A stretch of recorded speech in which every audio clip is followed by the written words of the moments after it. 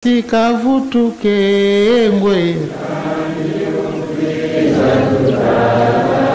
sadi batwari batanga na bangu mukana matata nzambete nkanda na bangu izali mpana nini ngambo tuna remplacer papa ngampe na michia kite ngana bangaki soko tali lungi nanga ipasuki na tina wana pamba tena bangaki kasi batwana moyete esika sika baba ndi kutuna soko diangenda kufina nda ko remplacer yo yakaka na kuchia yo isika wana yakaka na kukamata pesa tutyo kiti yango vanda na yo kete bilumbi kwa ukalagana nandi zabi bango bakanisi soko yekoli mingi ndio ke kufanda na kitu wana esala kandenga wana te bango bakanisi soko yekoli mingi ndio ke kufanda na kitu wana esala kandenga wana te to bundisa yete to ele la kiti na yete to sali la ngoba commission te bomba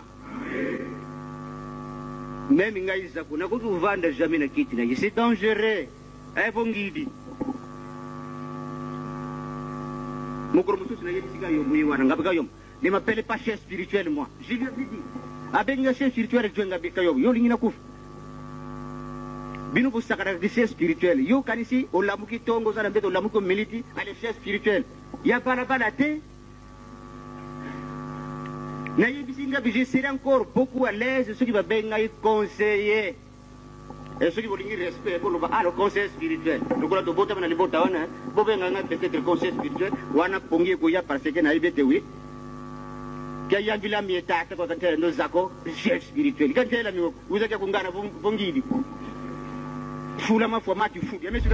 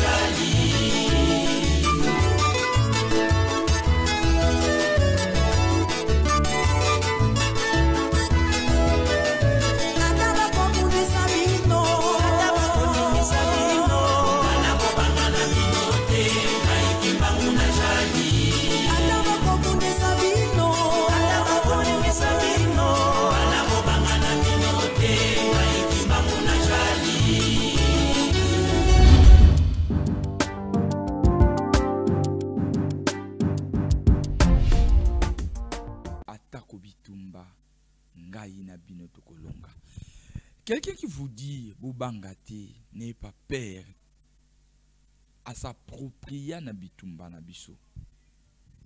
Voilà pourquoi à lobi na biso atako bitumba ngai na bino tokolonga ilinko lo bitumba oya ngai oyo yeka moto esengeli abundela ngai alobi bitumba atako bitumba ngai na bino tokolonga lelo tokozala kabwe calme pour photo sur la makambo bu sérieux makasi.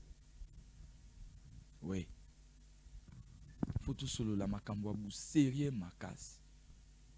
Lokuta ata e wumeli. Donc etanaka vérité yaka. Kasi eloko apasi ezali biso bato moko conscience abo moto na biso yaki bo moto penza ya biso bato elongwaka moko mais soki conscience abo moto elongwe ezaka na tina soko vandi ndenge bakoko bakolo katango tokolala katango tokokanisa mai tokosala lobby okanisi nanu pe est-ce que makambo ezaka poka nazosala ka poka sentiment esala ngai nazolobaka pona kaka nga pe nazwa part na ngai zwa biki na kai musala ya kokome kozala lelo na musala ya kolamusa conscience ya moko na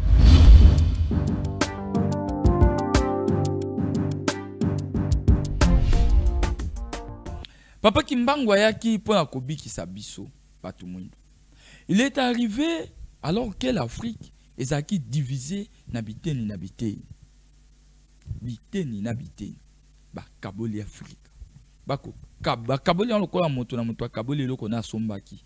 Bako kona biso azali koteka malokola banyama. Il fallait que le sauveur arrive. Le sauveur est arrivé. Papa Simon Kimbangu. Papa Kimbangu a bien on a camarade naïe. Na kobota en 1910.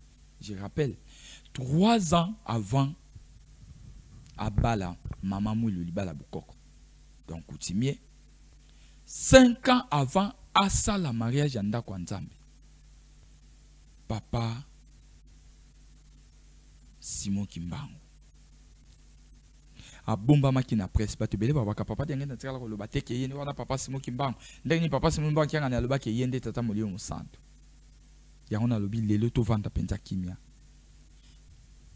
papa d'engenda mibombi na presse parce que aibi que presse biso ata songi ba ko panza wana ba forme société qui azala ki ko finga matongo medi poko ba yo ka suki alobi yende Simon Kimbangu oh c'est fini to landa message ou interview à papa d'engenda na presse. Si maya interview o ya bomba maki pa bata presse a répondaki bango qu'il est tata Kimbangu kodiment on va suivre na sima na yango esika eki komi lobela ye moko na mbanzangungu na ndako nzambe officiellement ngai Simon Kimbangu. On va suivre le message de tata Diangenda Kontima Joseph. On se retrouve juste après. 1910, moi je n'étais pas encore né. Mais mon père avait dit, je vais renaître en 1918. C'est un langage profondément mystique. Et comme tel, j'ai difficile pour vous le décrire, puisque c'est un langage à lui. En tant qu'homme vraiment spirituel, envoyé spécial. Donc il avait une certaine méthode d'expliquer des situations. Et moi, quand je dois dire que je suis Papa Simon Kimbangu, aïe, c'est grave. Il est né le 12 septembre 1887 et en 1910, il déclare que je vais renaître en 1918. Il a eu des raisons à lui, en tant qu'homme spirituel. Quand je dis c'est un envoyé, réellement c'est un envoyé. Parce qu'il nous a fait découvrir beaucoup de choses. Ce n'est que par après que nous nous sommes aperçus que lui, il n'était pas un homme comme moi, je le suis, moi et vous. Pourquoi? En 1921, le 6 avril, quand il a commencé son travail, ce n'est qu'en ce moment-là que maman nous faisait beaucoup de révélations.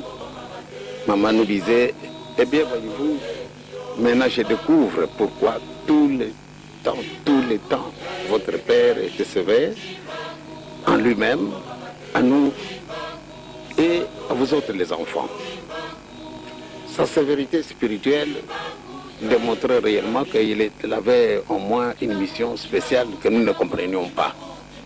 Donc à partir de ce moment où maman nous expliquait que ce n'était pas vraiment un homme comme nous, il était tout à fait différent, alors ce n'est qu'en ce moment-là nous nous sommes aperçus, et là, ce père-là semble être sorti de quelque part, où nous sommes peut-être sortis.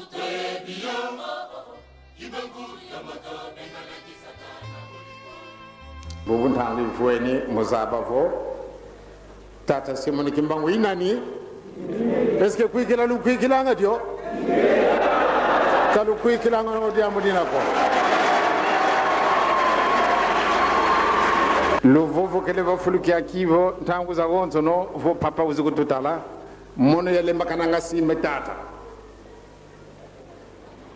kata zaba tu kudina ko mono yake mona mono ngatu mono kayano ko nguta buka kuizaga na papa kisolo kele lo kunzala mayane pa umbongele untudi ni mutulu mbutika ngani buka kwenda wele kunzala ma untudi ni mutulu kama nabi kwenda wuti kisimbi muna kibeni takisima munitu tata simona kimbangu inani eske kuikila lu kuikila ngadio kalu kuikila ngano dia mudina ko tata simona kimbangu inani eske kuikila lu kuikila ngadio kalu kuikila ngano dia mudina ko tata simona kimbangu inani eske kuikila lu kuikila ngadio kalu kuikila ngano dia mudina ko tata simona kimbangu inani eske kuikila lu kuikila ngadio kalu kuikila ngano dia mudina ko